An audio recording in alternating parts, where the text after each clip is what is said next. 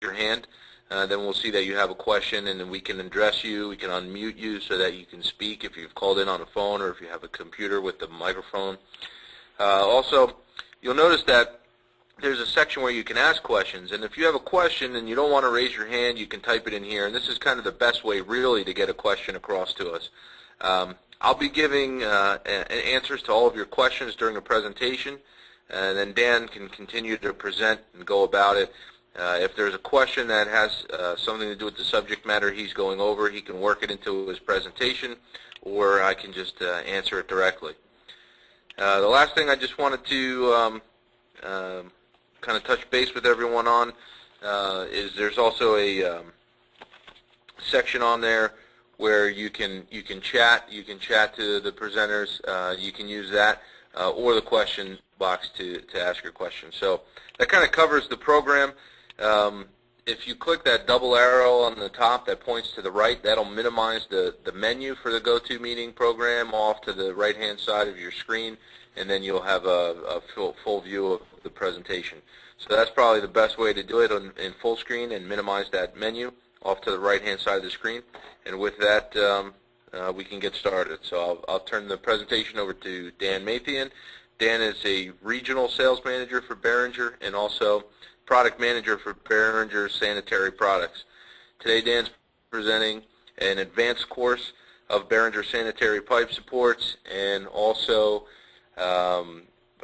best practices for process piping and some information on the ASME BPE standards. So with that, we'll turn the presentation over to Dan. One other thing to note is, and actually I want to verify with Sean, I'm recording this properly? Mm-hmm. Okay, excellent.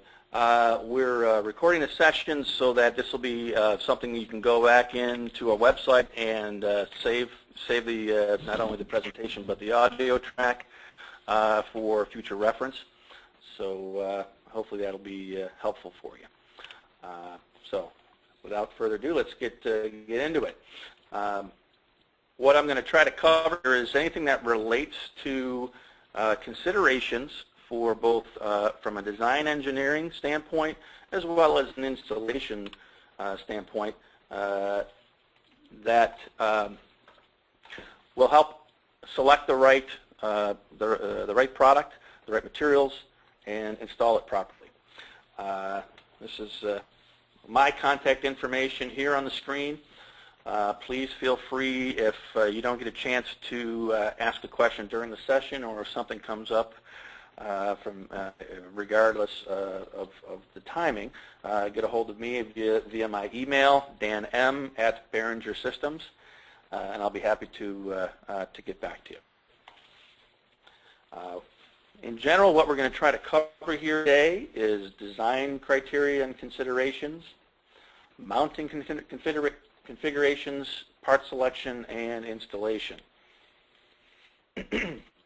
From a design standpoint, engineers typically have to reference standards and guidelines that are in place. In many cases, there's multiple that need to be addressed, and it really depends on the particular. Well, could be some regulatory requirements that need to be identified. We've got selecting the right materials. We need to look at the external design of the hangers themselves, and from a standpoint, from a hygienic standpoint, we have drainability and cleanability issues to also review and address. The standards that typically are out there and used, I've listed both MSS and ASME standards. The ones old are typically what is employed for hygienic process piping. The MSS SP69 deals with the selection and application, and B31.3 for process piping is the most commonly used. And in addition to those, we have the ASME BPE bioprocessing equipment standards that have to also be addressed from a design standpoint and that is something that we'll hit on a fair bit throughout the presentation because it really relates to the hygienic process more specifically. In general, we've got a couple things that need to be addressed as far as design. From an internal perspective of the process fluid, it needs to be drainable. From an external perspective, it needs to be cleanable. So where our hangers and supports are put into place, we have to make sure that they are going to be, be able to be cleaned via whatever protocol that's being employed. From an internal drainability, we got to make sure we maintain the proper slope, have a continuous pitch, which is equal or above that minimum slope requirement, and more importantly, no line sag or deflection would cause some pooling of the process fluids. So again, if you have any kind of pooling, it certainly would not be considered drainable. And again, from an external perspective, we don't want to have flat surfaces that can accumulate dust or liquid, compatibility with the cleaning solutions, and no exposed threads, which would have a crevice that may not be cleanable. From a materials perspective, we have hardware involved. That again could be based on the environment, the classified space, and the compatibility of the from a corrosion resistance perspective. There are thermoplastics and elastomers used, certainly on our products as well as any of the others out there. When you get into the hygienic service, corrosion resistance being a key factor to consider. Compatibility with the cleaning solutions, depending on what % of caustic or with the process temperatures, you may be using it, using steam to clean, or having a clean steam line. Both considerations that would have to worry about compatibility of the materials. As far as the hardware is concerned, we typically have stainless steel in all hygienic and critical process locations, i.e. a classified space. 304 is the most common. However, we do have and offer 316, as well as 316 would be a consideration in some critical areas or where you have a corrosive environment. So by the same means that you would be using 316 process piping and fittings, and also you may have hygienic clamps that or tri-clamps that are used that are also 316. We do have 316 in our product line. On the other side of the coin, we do have in some gray areas or non-critical zinc-plated carbon steel, and that's for our block style. So those are the typical materials available. The inserts for the hangers themselves have different temperature ratings depending on the selection. The consideration is going to be, well, how are you going to clean in terms of what is the intermittent spike in temperatures, if it's going to be SIP'd or CIP'd, and what is continuous temperature, as well as some of the intermittent temperatures. As far as our rounded series, which we have both our RH and CH series, we have standard a polysulfone material, which is good operating to 320 degrees Fahrenheit. They're color-coded, and that's basically to indicate whether it's an anchor or a guide, the black being an anchor, gray is a guide.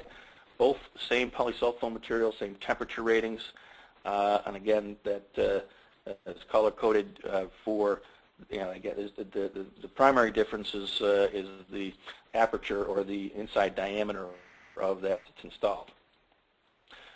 For our smoothbore block style, we have two standard offerings, polypropylene, which is good to 215 degrees Fahrenheit intermittent, 194 degrees continuous.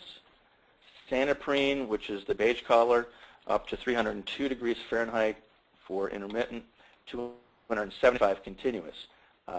In addition to that, and what we're finding is there's more and more applications for clean steam lines where it might exceed 275 degrees Fahrenheit. We have a material that we've used for the inserts called Zeotherm. It's commonly used in air and high temperature air and oil applications, and that's good for 300 degrees Fahrenheit continual. In addition to that, for the large diameter sizes, we have a polyethylene. This is again for 6-inch pipe to 8-inch pipe size. Polyethylene to 180 degrees Fahrenheit, and a Vecton material to 350 degrees. Now I'm going to get into a little bit of excerpts from BPE, and again, this is what's currently published out in the standard. The 2009 edition has just recently been published, I believe within the last month. I think it was November 20th, and currently available for sale. These excerpts really just give you the individual sections that are pertinent to design from a drainable and cleanable design. And so I'm going to just highlight some of these here just for your reference, and also mention that there's a tremendous amount of work to add more information to these to the design section as pertaining to hangers and supports. So for example, the materials of construction, generally 316 or 316L or higher grade is acceptable. Now this is typically for process pipe components. Since our hangers are typically not product contact, in many cases they're not as critical. However, we do need to have flexibility to incorporate all the standard materials that are used in other process components. The section here is basically talking about 3.4.2, talking about non-metallic materials, i.e. the inserts and O-rings or any elastomers used in the design of these hangers. Compatibility with the standards on that. Material compatible with bioprocessing conditions, i.e. the cleaning solutions, SIP conditions, all very important elements. This section just simply says it needs to be self-draining when properly installed. There still is a lot of debate out there as to the definition of drainability.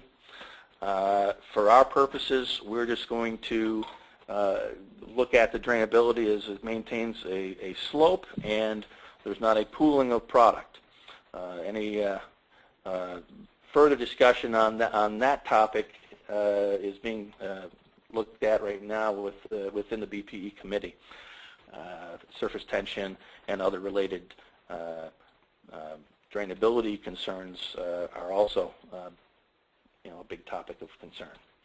Exterior design, again, corrosion resistance, compatible finishes within with the classified space, and capability of being chemically cleaned, steam cleaned, or pressure washed. Cleanable surfaces, so removing as many of the surfaces, gouges, pits, or any areas should be eliminated when feasible. Drainable, so you can't retain any soil or contaminants. And no exposed threads. Again, all these are issues that are being addressed from a perspective of the hangers and supports. However, this is something that's also employed for all process components. So we're trying to keep on the same page, so to speak. System design, the hygienic support systems required to have a designated pitch or alignment, taking into account thermal cycling, which is an area that hasn't been developed fully and will certainly be developed within the BPE shortly. I'm currently chairing a task group for hangers and supports that will eventually go into this design section. The whole design section is being reorganized for the 2012 edition, so that's really where it will show up down the road. So if the supports are within a classified space, a hygienic support system shall be used, so it's mandated. And again, we're going to get into looking at what is hygienic, rounded geometry, ease of setting or correcting the drain angle or slope, and capability of handling steam service. The considerations typically are slope, spacing, where you're going to locate the hangers in proximity to bends and loads. And talking about loads, we got loads, moments, and stress points, so more from a structural integrity. Thermal expansion is a key area, especially where you're dealing with temperatures, elevated temperatures where the properties of the piping change and essentially they grow, the tubes grow longitudinally, axially, not in diameter. And that's where proper uses of anchors and guides come into play. The slope in particular is a critical area for the design and installation. Measurement. How are you going to measure? Well, currently BPE does have a non-mandatory Appendix C that covers slope measurement and when and where, which we will cover later in the presentation. Again, draining with gravity and minimizing any pooling are all key elements to ensure that you do have the right slope. Drainability. This particular topic is probably the most important, well, between that and cleanability. When you get into gravity drain piping or tube systems, they need to have greater or equal to the slope, the current slope designation, which needs to be determined when the whole process piping design is put into place. The one exception for this, if you look at the last sentence here, line sections up to 10 inches in length that are level or have a positive slope less than the designated slope would be acceptable if the section is fitting bound. Now, to just give you a summary here, fitting bound typically is where you would have two process components without any stretch of tube or a tube stub in between. So if you're welding two elbows back to back, making an S curve or an S orientation, that would be considered fitting bound. And the same would come into place if you had any other component, T or a valve or anything else where it may not have enough space to move that slope or achieve that slope. But it needs to be identified nonetheless. As you can see, there's a lot of repeat information on here, and that's kind of why we're looking to address this in the 2012 edition and to have it more succinct and break out a separate section for tube hangers and supports. Again, gravity drainage of condensate, slope to drain the cleaning fluids as well. There is a chart in BPE, this which I'll show in just a second, where typically you have a gravity slope designation of 1/16 inch per foot, 1/8 per foot, quarter per foot. Most common, the process piping is 1/8 per foot, and on skid systems about a 1/4 inch per foot. And again, that's a minimum slope. There's all the other equivalents here as far as in degrees or percentage. There also is that GSD 0, which is there is not a requirement for slope, and you may find that in some downstream operations for some non-critical areas where it doesn't need to be sloped. Spacing, this is another area that's critical. Typically, the MSS SP69 table is employed, which also gives you, tells you what the maximum spacing requirements are for straight horizontal and vertical. The challenge you have, and I'll point out that table here in a moment, the challenge you have is it's been calculated and includes all of the copper tube and industrial pipe, your schedule pipe, does not necessarily address or include light wall hygienic tubing. That's all been calculated, and what we have is a recommendation, but again, that's based on a calculation. This is currently being addressed by the task group that I'm involved with in terms of what from a performance standpoint, how it can be achieved proper spacing and additional supports that are required. Horizontal runs, here's an example of where you show center lines of both our rounded hygienic as well as a block style. Here is our current spacing recommendations. As you can see, the per MSS P69, that's really for the copper tube and the pipe. The tube OD has been something we calculated, and so you see a somewhat of a variance in values as you get into the different ranges of sizes. Location. Another area where, from an installation standpoint, there are always some, challenges that come into play based on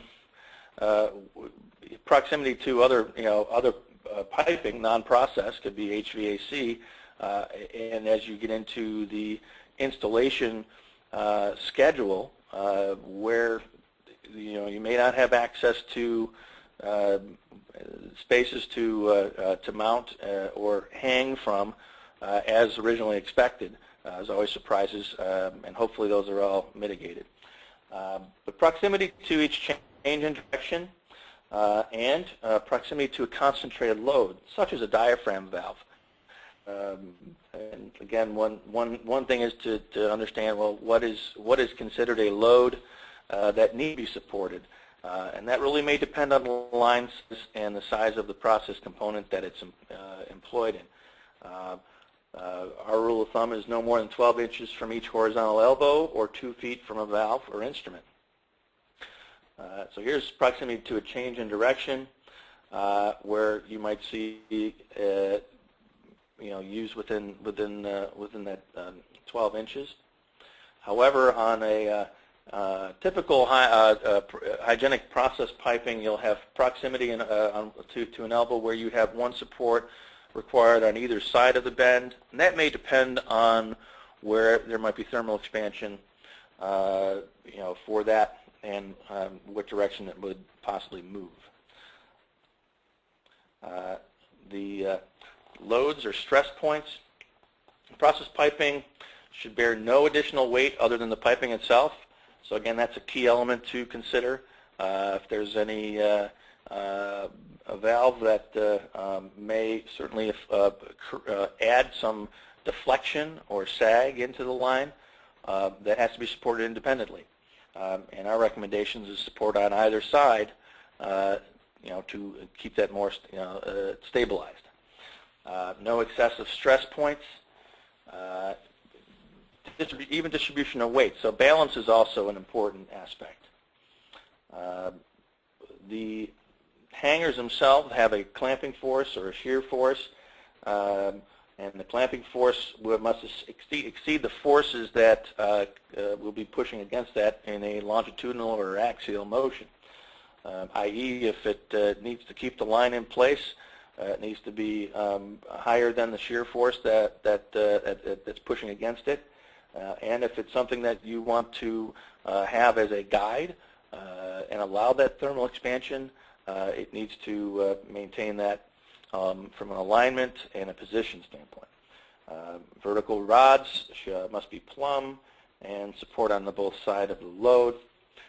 This is a simple graphic just showing, support on either side, and that load could be anything that has a weight that would cause deflection. Here's a few examples of showing a diaphragm, two-way diaphragm valve and a multi-port diaphragm valve. Slope and drainability are not affected primarily because you have support on either side of the two-way, and on the three-way on the right you have independent support rods actually built into the house, the main body of the valve. And again, either one is acceptable as long as that the process piping doesn't bear any additional weight from that component. As far as weights are concerned, the weight of the piping, here's a chart that shows you a weight per 10-foot section of different diameter size tube. If you have it filled with water and insulated, you can see the far right column, your 1.5 inch, most common 1.5 and 2 inch diameters are 40 to 60 pounds per 10-foot section. So not a tremendous amount of weight. Even when it's looking up to the 6 inch, that's 345 pounds. So again, not a tremendous amount of weight, but there's a lot of other factors involved in terms of any moments where you would have any water hammer or opening or shutting a valve or starting or stopping a pump. All of those introduce different stress and pressures throughout the process piping loop and need to be considered because there's a tremendous amount of force that can result if regardless of how the valves and pumps are activated and deactivated, it needs to be a consideration. This is just a chart here showing the shear force of our RRH rounded and the smoothbore block style. And you can see here, just for example, 2-inch diameter, we have about 275 pounds of force that it'll hold. So again, that's axial movement that either you want to brace or you want to allow if it's a guide. Thermal expansion is an area that currently does not have adequate representation in the BPE standard, but we're certainly addressing it. When you have clean steam lines, or if you're using SIP, it is going to be a condition that you're going to have to understand where you want to have anchors and guides, where you're having guide, where you want to have movement. You got to allow the free axial movement. It needs to be controlled, and it needs to also promote proper alignment of all the process components in place. So that'll dictate the location in relation to elbows and or from a vertical or a horizontal side of of the elbow. Our definition of anchors is basically clamping the pipe and restricting all movement, and the guides will support the load, but allows the axial movement. So again, you're going to maintain that alignment and the orientation. Generally speaking, for process piping where there's going to be a tremendous amount of thermal expansion, on the horizontal runs you have one anchor at the origin point, which is usually adjacent to an elbow, and typically using guides around the balance of the run all the way to the termination point. Again, that'll allow free movement throughout, but anchored into one point, and only one point. Design. Here's just a quick list of common mistakes, and most of them are just the inverse of what we recommended. It's not fully drainable. You don't account for thermal expansion properly. Excessive torsion, vibration, or dynamic forces that haven't been addressed. Our load's not balanced, i.e. you put support on one side of a concentrated load, such as a multi-port diaphragm valve, and there's certainly some forces on the other side that may force movement that's not desired. Overspacing. There might be some deflection or sag in the line, or you just have the wrong inserts in each spot. Could be you need to have a guide where an anchor is used and vice versa. Or simply that the material wasn't selected properly and not applicable for the space that it's going to be employed in. Unbalanced forces, hydrostatic or hydrodynamic origin, may create movement that's not desired. May have a separation of a joint, and one thing you'd hate to have happen is separate a joint that will invalidate the process and stop any production. Corrective action. Typically, you're redesigning the piping layout. You're changing the location of the hangers, supports, or structural elements, or the direction that the structural element will be used. All this means additional cost and time in order to optimize that performance. Ultimately, you want to have a validatable system that's within budget and done in a time frame that's acceptable. The next topic I wanted to cover is mounting configurations. Most of this has been addressed on the basic course. I'm just going to give you in summary. Typically, the methods of installing hangers and supports, you're either going to weld it, you're going to thread it, you're going to bolt it. In addition to that, you can stack it on the block style or weld it in a group. In proximity to either the ceiling, the floor, the wall, certainly from a skid manufacturer, it's going to be adjacent or on the skid frame itself. In addition to using a strut or a rail system, which we have. Here's a picture of our 4 standard mounting configurations for a rounded series. On the top, you have the O-ring that you can see right on the collar.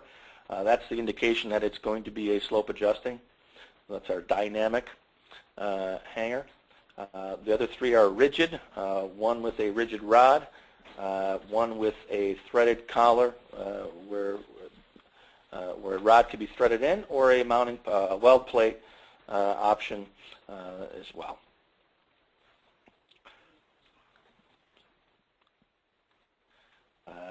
This graphic here shows on our block style different mounting configurations, and you can see where it's either hung from the ceiling or mounted on the floor or on a wall, and you can see where you show some stacking. I'll show you a little bit more pictures of that in a moment. For our stacking assemblies, as you can see on the left, we have several group sizes of hangers, and they can be stacked on top of each other. And this one has actually a bolt plate on it, so it can be bolted down rather than welded. On the right, you can see our stacking assembly. Now, all those are the same group size of housing, but we have a sequence of 3 stacked and hung directly below that with a spacer rod, and then a group of 5 stacked. So there's a tremendous amount of flexibility in the additional lines that can be all hung from one single hang plate or stanchion from the ceiling. This next graphic shows you, this is actually an industrial assembly. You can tell that basically because of the inserts, the ribbed inside for those inserts, but this is a group weld plate, so it allows you to group up several of the same housing sizes in a row to create a more compact install. We have a rail and strut mount, and again, this allows some flexibility to where you need to possibly move your center line positions or have the flexibility to move. Having a rail system allows you to slide one direction or the other to mount that. This is just an example using a standard figure 100 smoothbore block with a standard weld plate can be slid right into the rail and bolted right there without really getting additional hardware. Here's an example of a strut mount. This is a standard unistrut that's used predominantly in the field. And again, this is a situation where there's a lot of a variety of components, for whether it's an industrial or a hygienic service. It's one of our quite common applications. The next topic I'm going to cover is part selection. Whereas you may have to choose between different series of products, rounded or block style, associated rods and stanchions to optimize the installation, and accessories as well. We have basically our catalog offers this. This is a quick view of the ordering information to configure the part number properly. I'm actually just finishing up an electronic version of this that you will be able to post on our website, and you can download and use for yourself. But again, it's covering basically all the ordering information that's in the catalog. So you have your mounting configuration, your insert, size of the tube or pipe, the hardware, and the rod length if it's a dynamic or a rigid rigid design. For a smoothbore block, we have a different configurator, but basically the same elements, as far as mounting configuration, hardware, material, insert material, group size for the housing, so your tube diameter, and also if you have different mounting configurations where you're going to be hanging it from a ceiling or offering some other means of hanging. The installation, probably the most critical, because all the planning that goes in is only as good as how the execution was done, and very critical role in order to validate a system and commission it. We're going to go over requirements, mounting options, best practices, some of the mistakes and pitfalls, structural elements, and the slope measurement and verification. Most common mistakes, and again, this kind of mirrors on the design side, but there are some things that come into play that cause concerns, or that may have a surprise. It may show on the ISO a certain thing that may not be achievable, based on other changes that have been in the construction phase.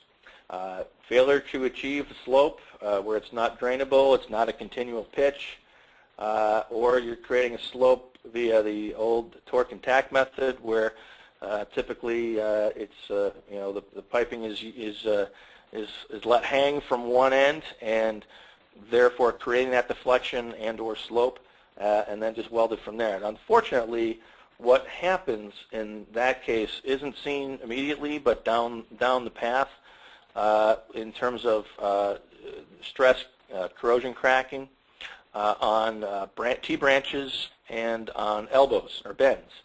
So that's more from a life cycle performance of the system. And now that there are some designs of hangers out there that will facilitate using drainable fittings, and give you different slope adjustments as our rounded series have. It takes a lot of the stress away. So it's not stress-free, but takes a lot of the stress away. Not having the hangers located or spaced properly. So you may have some deflection because you have a load in the pipe components that is not addressed, and unfortunately, that creates a situation where it's not draining properly. Insufficient support around or in proximity to the bends in both a vertical and a horizontal position, and accommodating any thermal expansion that is also a critical thing. So it is important to understand proper use of the anchor and or guide inserts to know that you're allowing the movement where you desire and preventing it where you don't. Also, it could be just as simple if it's not assembled properly, not using the recommended torque to tighten all the bolts and nuts on the housing itself. Any one of them, these mistakes can lead to costly repairs and startup delays, and again, it's time and money. How do you correct it? Typically, we have people required to reinstall piping, repair damaged piping, add some additional supports, and unplanned events tend to have to be fixed in a way that may not be as per planned. So, any one of you that may have been involved on the installation side may have been forced with these concerns. How do we add an additional support? We can't get to it from the ceiling. We can't get to it from the floor, and we can't hang from other piping. So it's finding some part of the structure to get to. Best practices. Know what your slope requirements are. Use digital protractor or digital level to ensure you have the minimum required slope. Use the components that are designed. There are new components in BPE, off-angle fittings, 88 and 92 degree elbows and related tees.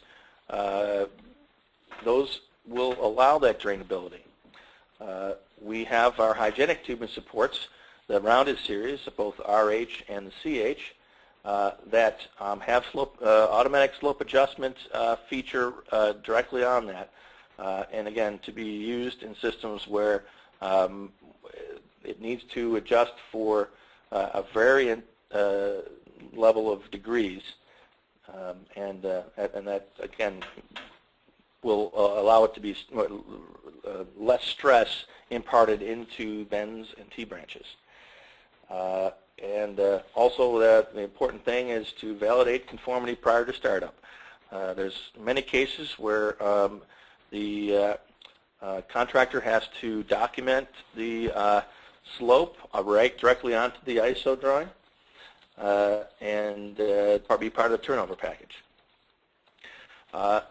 As I mentioned earlier, there's a slope measurement area in BPE. It's in the non-mandatory appendix, so it's in the back of the book. Appendix C, and this is what it says. Essentially, we have to make it with either a digital level or protractor, as I mentioned earlier. Should be capable of displaying slope in degrees, percent, or inch per foot. Has to be calibrated properly and calibrated prior to use. Seems very much common sense, but again, these things do need to be calibrated every time you're going to use it.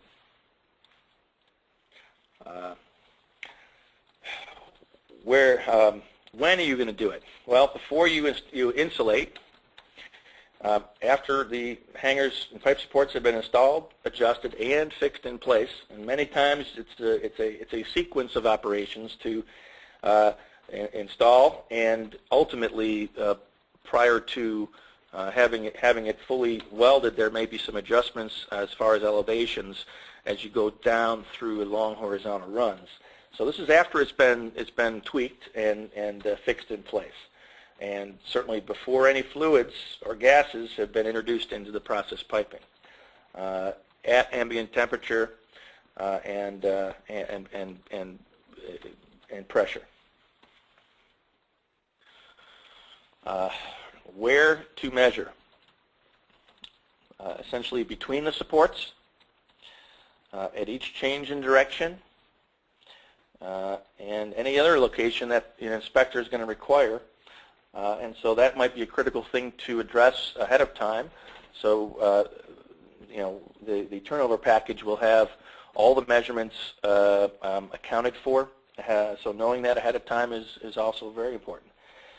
Slope measured on any runs that are approximately horizontal.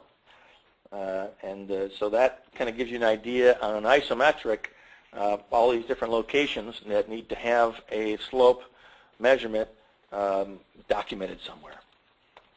Typically it's just included on the ISO as part of the turnover.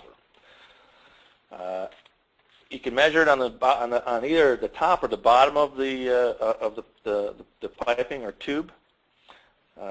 And another critical thing to consider on skids or modules is that first off, you may have to make sure that your base is level before you take any measurements of the piping. Once you do, you'll be making that measurement in relative to the base itself, which has been leveled off. And usually they have adjustable legs to do the level. On the piping itself, have to be verified after the fabrication is completed, and the slope requirements are all been verified. Here's just a picture of one I have. It's a digital protractor, fairly inexpensive, although there are some more expensive versions and also smart levels or other laser levels that can be used. This particular unit was about accurate to 1/10 of a degree, and so for our purposes, very useful. It actually has a channel on the top and the bottom that you can rest on the piping, and that again could be used to measure on the top or the bottom of the tube. That concludes the presentation. Sean, did you have questions that come up? MSS is manufacturing standards. I'd have to look that up, but it's a it has to do with manufacturing standards. Again, it's ANSI for ANSI or ASTM. Let's see what other questions you have there. Okay. Again, if any other questions come up in the meantime, and they will, please, you can contact me or anybody else in our office here, and we'll try to address them immediately. This was more from a perspective of the designer and also from the installers. So regardless of where you're coming into the equation, these are all the considerations that have to be made and questions that should be asked from all different people within the process. MSS, Manufacturer Standardization Society. So that's what MSS for the individuals that questioned that. That MSS SP69 chart has been in place for many years, and B31.3 process piping from an ASME perspective is another guideline. But the BPE standard is taking what's already there and adding the cleanability and the drainability aspect to it to ensure that you have something that's acceptable for hygienic service. Let's see, another question here. Brand name of the digital protractor. You know, I don't know if it has a brand name. I will be, you know, actually what I ended up doing is I Googled digital protractor and I found it fairly inexpensive. The same unit cost, I think, about $40. However, some of them were ranged up to $100, $150. If you have any specific needs for it, I'll be happy to find the information and forward it on to you. That there was such a variance in price, but yeah, roughly about $40. Might have been a little bit more than that, but they all serve the purposes. Let's see if there's any other questions we have here. Yes, yeah, that we do have a few minor corrections to the catalog, and we'll make those as we go. And like I said, I'm going to be posting fairly soon a part number configurator in Excel that will hopefully make it a little bit easier to use, but it's all basically the information that's within the catalog. Sean, was there any other questions that you can see? Okay. Excellent. Well, I appreciate everybody's time this morning. Hopefully you don't have the weather we did here. We ended up having several inches of slush, and I guess winter is upon us. So all the best for the holidays for everybody, and again, don't hesitate to ask any questions of myself or anybody within the office here. So again, I appreciate your time, and have a great day. Thanks.